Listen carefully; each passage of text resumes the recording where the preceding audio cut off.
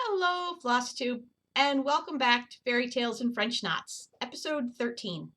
I'm your host, Erin, and this is my channel about cross-stitch, where I talk long enough to make my family wonder what I'm up to, but short enough to watch on your lunch break.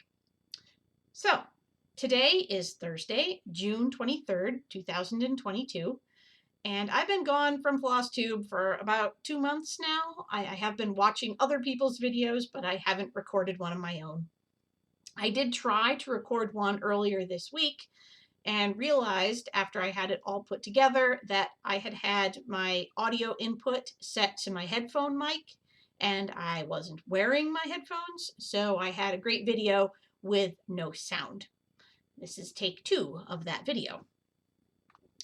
And I do have some things to talk about. Thank you if you're a returning visitor for returning. And if you're a new visitor, welcome. I hope you'll pop into the comments, tell me what you think, and I'll have some interesting things to share. So, what have I been up to? First of all, I have some finishes, I have some stash, I have some stuff to talk about.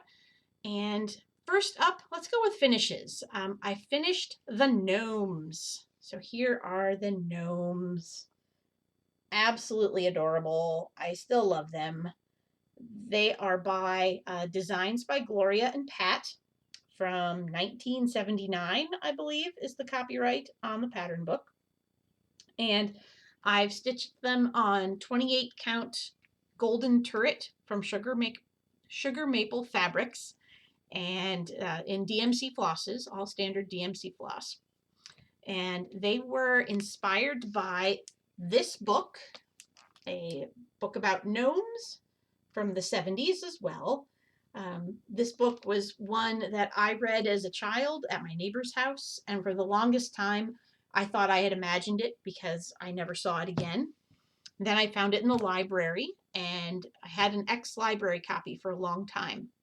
And in the past couple months, my daughter and my mother and I were walking through our local antique shop, and my daughter comes around the corner with this copy of this book, which looks absolutely pristine, brand new.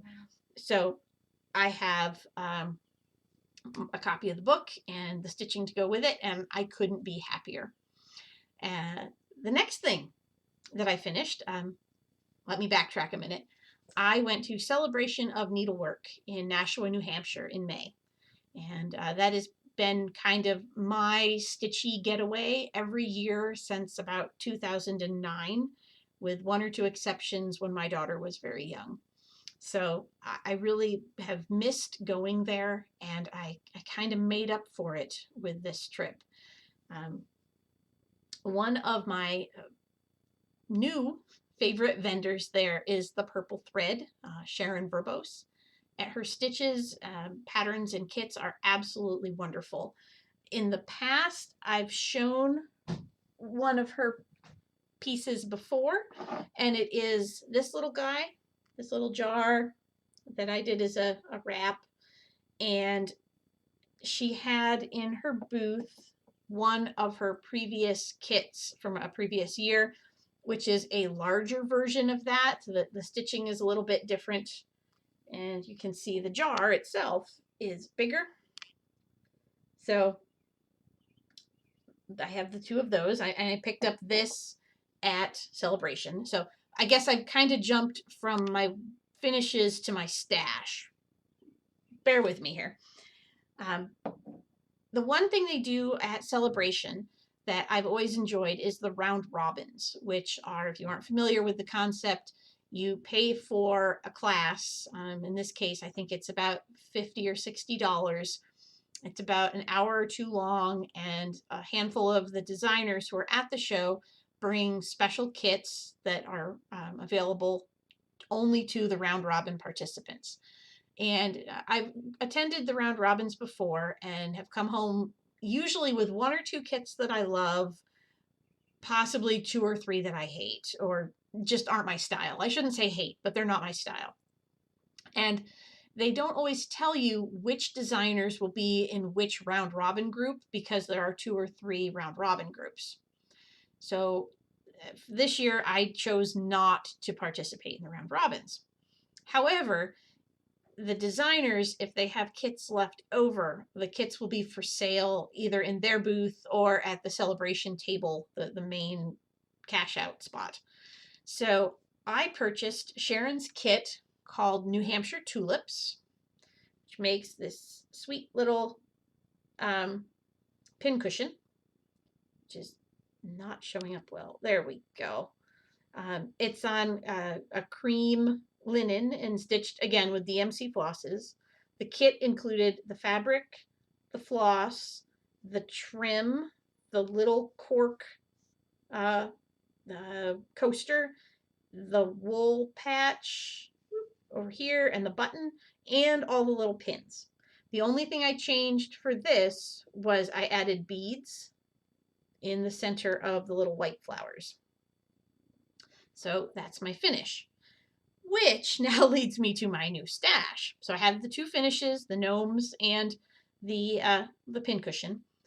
And I also have this finish, which is the same pattern, the same little flower pattern, only I stitched it on 40 count and I made it into a jar wrap for this little tiny candle jar. So now I have a set with the pincushion, back here, no, other way, and the jar. So they're together. Now we go to stash. So after I had stitched up the tulip pattern, I actually bought that and stitched it while I was at Celebrations. I went back to Sharon's booth. I bought the larger jar, which I showed earlier. And I also bought her kit called Shop Girl, which she says was inspired by the characters in You've Got Mail. And I just think the little girl is adorable. I can't guarantee I'll finish it as a pillow like that. I have some really small picture frames, and I'm thinking I'll put her in one of those. Also, at the Saturday night dinner at Celebrations, which is the one kind of organized meal that they have, when you buy a dinner ticket, it goes to a fundraiser for breast cancer research. So I've always done that. And every year at the place settings, they have a little pile of, little free gifty things. And Sharon Verbose from the Purple Thread always contributes. It used to be a little strawberry kit, which I have a whole bunch of them and I haven't finished. But this year, her kit, instead of being a strawberry, was this little guy called a pink house. And again, everything's in there to make either a key ring or a fob, or again, you could do something else with it. So I have that. And then amongst the things I picked up at Celebration, let's start here. Here we have Keslin's Humbug Owl, and that comes with the little owl charm, which was just too cute. And I learned how to make humbugs thanks to actually one of my round robin kits from 2 years ago, I think. I purchased it. They did Celebration online, so I purchased the online round robin and got all the fun stuff. I also picked up Talon Emblems Love Bugs. I think I might do that without the hearts, but I really like the stained glass look that it has. And I picked up Jack-o'-lantern Jubilee from with Thy Needle and Thread. I have a weakness for Halloween things and little ornaments, and this kind of hit both of those spots. I really liked the little witch with the little pumpkin head witch. I think she's just cute. So there's that. And I won a door prize. Down on the vendor floor, they have a daily drawing for door prizes, and I think I've won maybe once, and it was a kit that I didn't really want, but it was free. But this time, my door prize was a $20 gift card to the Silk Weavers table. And you see Silk Weavers, Needleworkers Delight. They always have a huge spread of fabrics and patterns. Unfortunately, I won my gift certificate on Sunday, yeah, I think it was Sunday morning, and I'd already purchased everything I wanted. I'd already gotten some remnants of 40 count fabric and one or two patterns, and I was pretty much done shopping. So I had to go find more things. And I ended up with this, which is Play Lacrosse by Sue Hillis. And my daughter is a goalie for her lacrosse team. So this is just perfect. I know that the top one is the boys lacrosse, and this is the girls because the girls wear the little goggles instead of the full helmet. However, because my daughter's the goalie, she wears the full helmet. So she likes this. In fact, she looked at the girl design, and apologies to Sue, but my little girl lacrosse player said, "Mom, why is that a bra?" And I can see the confusion there. It's kind of touchy. So she was much happier with the boys helmet pattern. So I'm going to do that for my daughter. And then, since I didn't do a round robin or anything this year, I did decide to take a class, an entire full class. And sometimes those are a little expensive, but it has been so long since I've done a class and supported my hobby and the industry that goes with it that I decided I needed to do that. So I signed up for Romina Petrucci's class called Spring Dolls Sewing Set. And it's a full kit to make both the scissor pocket and this over here, which turns into a little thread keep. She's got little rings for the back of the green and purple doll to be a thread keep. And the kit comes with Rami's flosses, a scissor fob made by Rami, and then all the fabric, both the backing fabric and I think it's 28 count linen is in here, the Skirtex for the shape, and some pretty pins and little hearts for the thread keep. So what I'm thinking I'm going to do is I'm going to stitch the pocket girl, the blue one on the 28 count, but I might stitch the thread keep girl on 40 count and make it so she'll fit in the pocket, which I think would be super cute. So I'm going to do that. And those are my celebrations finds. Oh, there's one other. I didn't get it out. It is, I'm so organized. I actually picked up Sleepy Hollow by the Primitive Hare. And I didn't really like this fabric. And, Primitive Hare does some beautiful hand-painted and printed fabrics that are specific to her patterns. But I just didn't like this one. I kind of felt like the spindly trees, which are actually printed on the fabric, kind of overpower the central spooky tree and Katrina Van Tassel there. So I picked up this piece of kind of burgundy and black. I don't know if my camera's getting the color quite right. It's sort of it looks like a bit of a speckled burgundy, and I thought that looked really good with the flosses. I did a floss toss on it. So that was my final purchase at Celebrations. Since Celebrations, I've purchased two other things. One of those is the Christmas of the Gnomes, or Gnome Christmas by, I know I'll say this wrong because I took Latin, not French, but Jardine Prive. And they're just cute. And I've tried to avoid the whole gnome craze. I mean, even though I know I just showed my gnome finish, that's the original gnomes. I don't always like the gnomes that have the hat and the nose and the beard and no face, but these little guys just made me laugh, so I bought them. And finally, my final bit of stash, and I know I don't normally show a lot of stash because I really don't buy a lot. Celebrations is kind of my exception for the year. And then one of my very, very good friends, who's an artist, and has painted some beautiful pieces for me. Um, my favorite one was when she took a picture of me from 2000, before I had a kid. I had been walking on the shore at Lake Erie, and I had set my camera on the lifeguard chair and just walked away from it in like toward the water, and the sun was setting over the beach, and it was really pretty. And I thought, well, maybe I can get a picture of myself. And wouldn't you know it, it actually turned out. And like there's this beautiful sunset and the waves are coming up on the beach. And I had this like patchwork gypsy skirt on from the Renaissance Fair. It was kind of blowing in the wind. It was really pretty. So I've always loved that picture. Maybe I'll see if I can do an insert here, if I can figure that out with my video editor.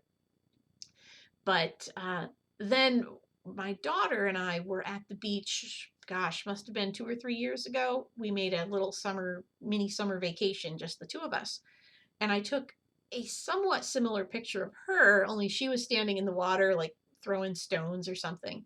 And I asked my artist friend if she could combine those two and do a painting of me, kind of like the wispy, wind-blown beach spirit watching the little girl playing in the water. And she did, and it's absolutely beautiful. She caught the sunset and the feel of the water, and I love it. It hangs in my living room. And she asked, as part of not really payment, but she asked if I would ever do a piece of needle art for her. And I said, sure.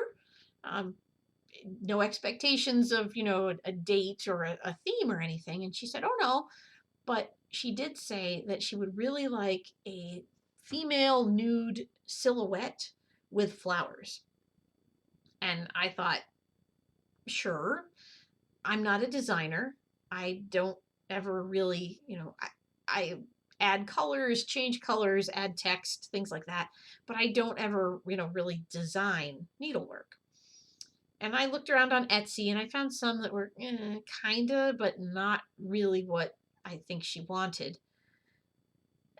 And then Nora Corbett came out with these. And this is Moon Glow. And that is exactly what my friend was looking at, or the picture that she showed me of what she would like. It couldn't be any more perfect. Obviously, I bought it. And I also bought the Karen threads, not all of them, but most of them, because especially in the green leaves on the sides here, and this pink and purple down here, you need the colors. And I did a floss toss. I found this wonderful celestial blue fabric that is also a silk weaver. So I have that. And that one I might start next. I really feel like I need to get going on that, because I did show it to her to make sure she liked it, and she went, ooh, yes, that's exactly what I want. So that will be Crystal's piece. Crystal, if you're watching, be surprised. And finally, obviously I had some finishes. I also have some progress on my whips. Speaking of Primitive Hair, since I just showed the stash I bought from Primitive Hair, this is my progress on Fracture Family, which is almost done. I just need to finish the border and the text, and I think this flower stem has a few more little paisley curly cues on it. And actually, this is one of her custom printed fabrics. It's supposed to look like an old letter between, I guess, between lovers. Why not? So there's that piece. And the other piece, which I started at Celebration, is Ink Circle's Phlox Box. It was published in Cross Stitch and Needlework, I believe. It's also been released as its own pattern now. And I'm doing this on 40 count with Rami's Creations Eggplant Floss. So there's that. Started in the center, working toward the bottom. One thing I've always done with my Ink Circles designs when I'm stitching them, I found if I backstitch the word top or even the letter T on the top of my fabric, it helps me because I'll put it in my project bag and then I won't be able to figure out where the top is when I get it out again, or I get worried that I won't. I suppose if I was careful, looked at the direction of the stitches, I'd figure it out. But it's just a little cheat that I thought I'd share. Other than that, that's about all I've got to share today. I'm at 20 minutes, so your lunch break isn't quite over. You have time to, finish your beverage, wash your hands, go to the bathroom, and get back to work. And I'll see you next time on Fairy Tales and French Knots. Bye.